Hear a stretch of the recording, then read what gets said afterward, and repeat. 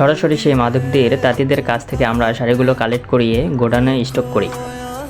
সেখান থেকে আপনার সরাসরি কারখানায় শাড়িগুলো চলে যায় এবং সেখানে 6 গজ করে প্রতিটি শাড়ি কেটে নেওয়া হয়।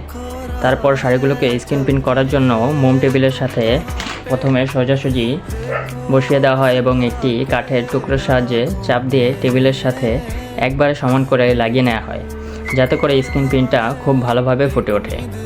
শাড়িগুলো বিছানো হয়ে গেলে সেই ভাইরাল ডিজাইনটি করার জন্য ফ্রেমে প্রিমিয়াম কোয়ালিটির আফসান ও আরও কিছু কেমিক্যাল অ্যাড করা হয়।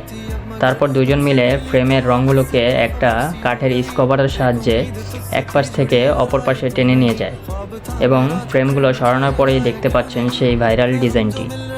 পিন করা হয়ে গেলে শাড়িটি শুকানোর জন্য দুটি হুকের সাহায্যে ঝুলিয়ে রাখা হয়। শুকানোর পর কিউরিং মেশিনের সাহায্যে হিট দেওয়ার মাধ্যমে কাপড়ের রঙগুলোকে টেকসই করা হয়। তারপরে এই শাড়িগুলো সরাসরি চলে যায় বিভিন্ন দোকানে।